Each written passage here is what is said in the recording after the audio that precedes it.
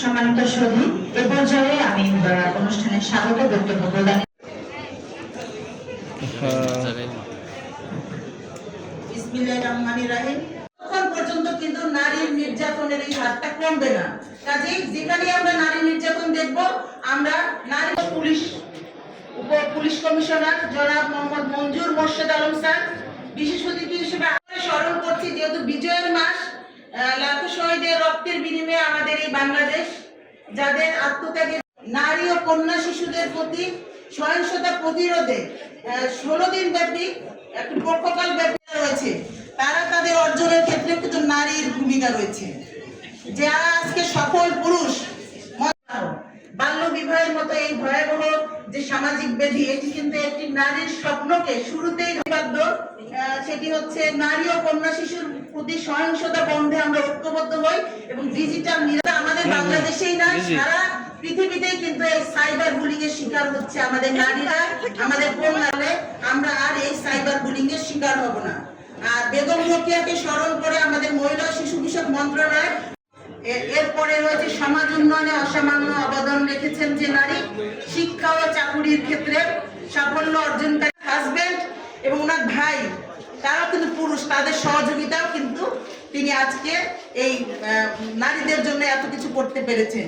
তা আমি মনে করি যে যতক্ষণ না পর্যন্ত নারী নির্যাতন বন্ধে পুরুষের ভূমিকা না থাকবে, ততক্ষণ নারীরা সুরক্ষিত থাকতে পারবে না, কন্যারা সুরক্ষিত থাকতে পারবে না এবং নারীদের এই অগ্রযাত্রাটাও এগিয়ে যাবে না।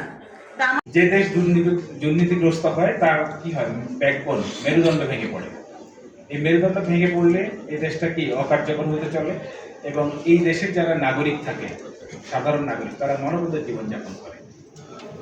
আর কিছু মুষ্টিমেয় লোক শুধুমাত্র সম্পদ করে, কিন্তু এই সম্পদগুলো গড়েও তারা যে সুখে থাকে তা না। এই উদাহরণগুলো আমরা দেখতে পাই। তো এখন আমরা যারা দুর্নীতিতে জড়িয়ে পড়ি, তাদের জীবনেও কিন্তু তাদেরও মেরুদণ্ড ভেঙে যায়। কারণ যারা আমরা দুর্নীতিগ্রস্ত হই, তাদের মনে সবসময় একটা চিন্তা থাকে যে আমি তো দুর্নীতিগ্রস্ত মানুষ, সবাই আমাকে বুঝছে। তার এই দুশ্চিন্তা বা কখন ধরা পড়বো, এই দুশ্চিন্তা তার মনের মধ্যে কাজ করে এবং একসময় এই টেনশনে তার চেহারায় ছাপ পড়ে যায়। আমরা যদি আমাদের দেশটাকে ভালোবাসি এবং এই দুর্নীতির পথ থেকে আমরা সরে আসি এবং সবাইকে আমাদের যার যার অবস্থান থেকে চেষ্টা করি যে অন্যদেরকে দুর্নীতিতে জড়াতে দিব না, তাহলে কিন্তু আমরা একটা কার্যকর ভূমিকা পালন করতে পারি এবং সফল হবো। তো আমরা এখানে বসে আছি সবাই, আমার যদ্দূর মনে পড়ে আমার 16 মাস হয়ে গেছে আজকে থেকে, অনেককে চিনি আমি। এমন আমরা সব বিভাগীয় পর্যায়ে সবাই একটা ডিপার্টমেন্টের কর্ণধার হিসেবে আছি। আমরা একটু কষ্ট করে যদি আমাদের দায়িত্বটা পালন করার চেষ্টা করি, অবশ্যই করছি আমরা। হয়তো ওই লেভেল যাচ্ছে না, কেন যাচ্ছে না? কাউকে বোঝানো দরকার নেই, কাউকে বলার দরকার নেই, এটা আমার বাচ্চাকে বলা দরকার নেই আমি কিভাবে চলবো, এটা তরুণদিকে বলা দরকার নেই, আমি নিজেই যথেষ্ট। নো দাইসেলফ, সে রেস্টুরেন্ট বিখ্যাত নো দাইসেলফ।